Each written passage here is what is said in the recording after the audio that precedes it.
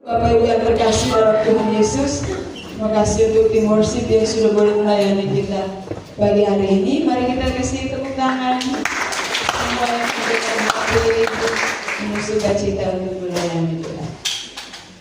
Amin. Apa kabar pagi ini Bapak Ibu? Luar biasa. Amin. Mari kita mesti senyum. Senyum itu lalu Pak Pembina, Bapak saya bilang senyum itu hanya dianugerahkan bagi kita. Jadi mari kita senyum. Kita senyum karena Tuhan kita sungguh luar biasa. Saya mencoba untuk menghubungi seorang hamba Tuhan senior dan saya rasa beliau punya waktu yang cukup, tetapi ternyata beliau juga sakit Bapak Ibu, dan saya pikir saya juga sakit karena dari malam saya akan masuk dingin atau gimana, jadi rasa sakit bagian kiri. Tapi puji Tuhan bahwa Tuhan kasih kuat untuk beberapa waktu kemarin saya sudah mulai rasa itu, tetapi puji Tuhan bahwa dalam satu doa kemudian saya rasa tubuh saya sangat ringan. Nah, mungkin karena suami saya bilang bawa motor terus, wah, dan makanya tidak diperhatikan dulu, gitu ya. Saya tidak tahu juga, atau saya rasa hari-hari ini terlalu dingin. Tapi Tuhan kasih saya kekuatan, amin. Puji Tuhan Bapak Ibu yang terkasih. Di dalam kitab Yosua pasal yang pertama,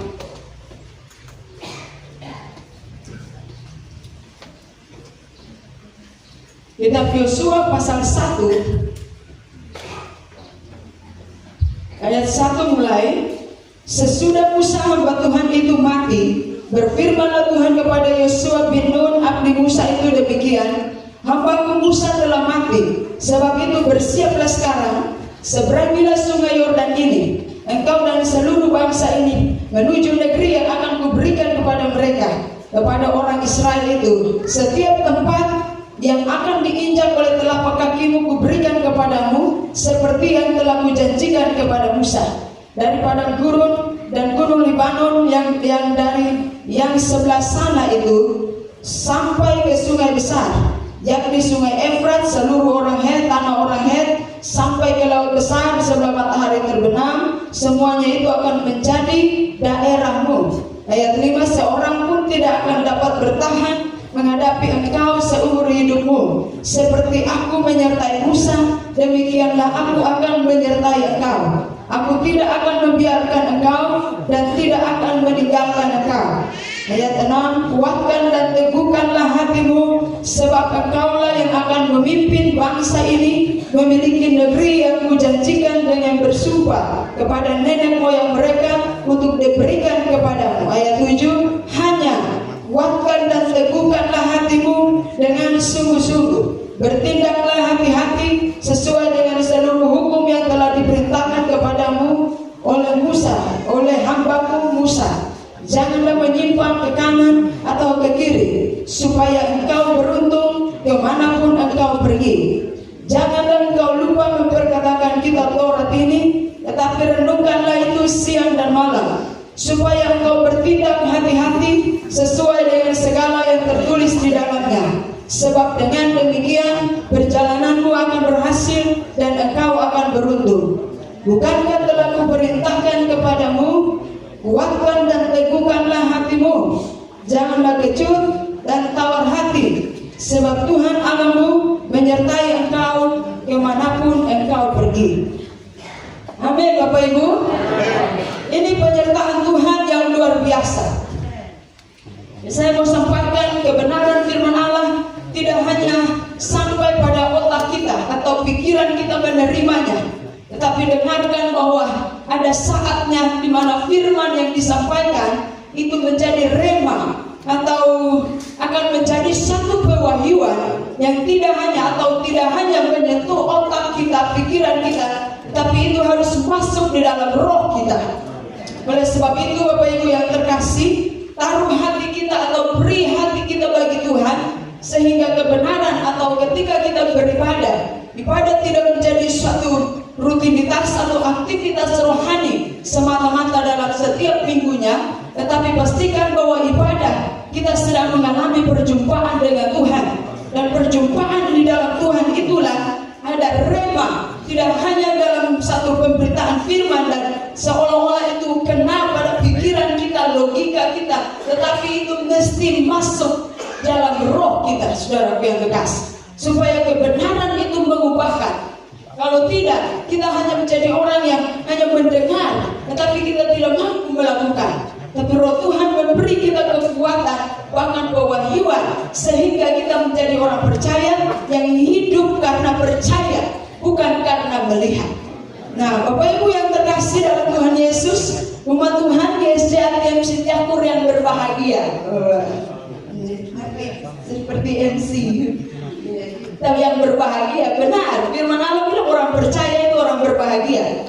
Bukan saja pada momen-momen tertentu. Bapak Ibu, kita semua yang berbahagia, tidak. Kita semua berbahagia karena kebahagiaan itu Tuhan sediakan. Amin. Nah, Bapak Ibu yang terkasih dalam Tuhan Yesus, ada satu new beginning atau permulaan yang baru dalam perjalanan kehidupan Yosua.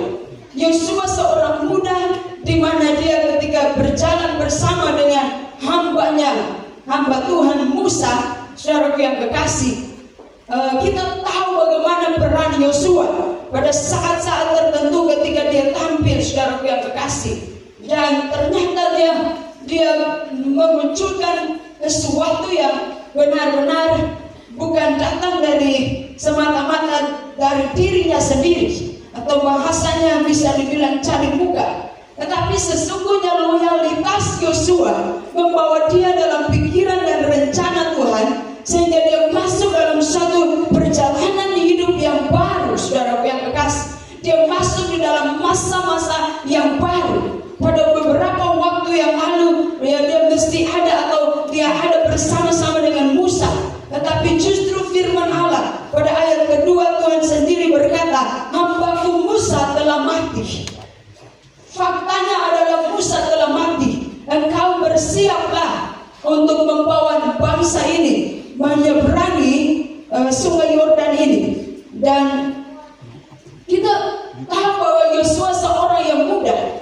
Dan dalam renungan saya mendapatkan seperti Tuhan kembali mengingatkan dengan suatu kepastian bahwa harus sadar bahwa dalam kenyataan ini Musa sudah tidak ada lagi. Dan justru engkaulah yang mesti bersiap untuk membawa bangsa ini, bahkan melewati banyak perkara, banyak peristiwa, banyak tantangan kehidupan, saudara yang terkasih. Yosua ada di sini. Ada satu permulaan hidup yang baru, perjalanan kehidupan yang baru yang Allah mau kerjakan dalam hidup Yosua sebagai orang muda. Tetapi pada saat yang sama Tuhan tidak hanya mengutus dia, mengurapi dia, membawa dia untuk mengatakan dia yang akan membawa bangsa ini untuk berjalan menuju tanah perjanjian, saudara yang kekasih. Tetapi juga Tuhan pun menyebutkan ada Musa di sana. Yang kita mau belajar pagi hari ini, saudara yang kekasih, Yosua sedang diberikan suatu tanggung jawab besar sebagai generasi penerus. Yosua sedang ada untuk memikul kembali suatu tanggung jawab yang tidak mudah dalam hal kepemimpinan. Dia tahu bagaimana bangsa ini dalam tegak tengkuk mereka yang keras kepala ketika diatur, ketika dibilang, saudara yang kekasih.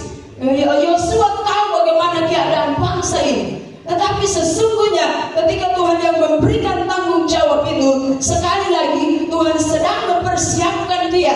Tuhan sedang bawa dia untuk masuk dalam suatu pengalaman baru, new beginning. Itu naik levelnya Yosua ketika saya percaya ketika Tuhan memberi tanggung jawab yang besar ini. Tapi sekali lagi kita tidak bisa mengabaikan bahwa kalau tidak ada Musa, maka juga tidak ada Yosua. Kalau Musa tidak memulainya dan melihat bahwa ada Yosua di sana dengan segala dedikasinya, dengan segala yang dia punya, saudara yang kekasih, dengan segala loyalitas yang dia tunjukkan tidak hanya kepada Musa tetapi kepada Tuhan, maka Yosua pun tidak ada untuk membawa bangsa itu menyeberang kalau tidak ada Musa.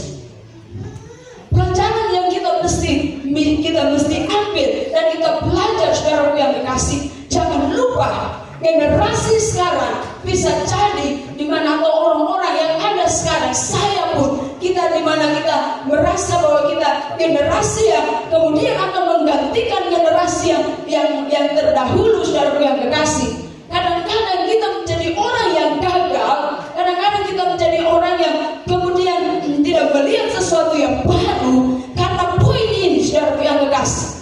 Karena kita pun, saya bisa katakan, kita tidak menghormati pendahulu kita. Kita tidak menghormati apa yang atau orang yang mungkin lebih dulu membangun, mengatur, membuat segala sesuatu. Dan hari ini kita menjadi generasi berikut yang dimana kita mesti jangan lupa bahwa dari atas fondasi, atas apa yang telah mereka dirikan, atas apa yang telah mereka bangun, disitulah kita bisa masuk pada generasi berikutnya dengan mengalami suatu pengalaman perjalanan kepercayaan yang baru dari Tuhan. Kalau tidak ada generasi kemarin, tidak ada generasi hari ini. Kalau tidak ada orang yang memulai sesuatu, hari ini pun tidak ada, saudaraku yang kekasih. Oleh sebab itu, secara perjalanan itu penting dan menjadi pelajaran bagi kita semua, secara khusus generasi hari ini, dikatakan generasi Z. Ya, mulai dari Alpha, Z, sekarang Z. Ya, sebelum ada generasi Z, sudah ada Om Z.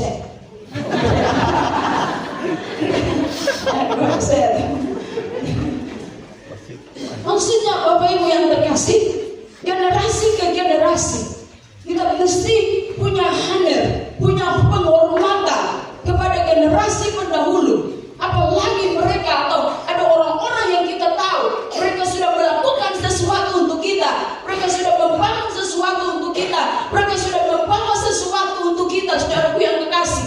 Kadang-kadang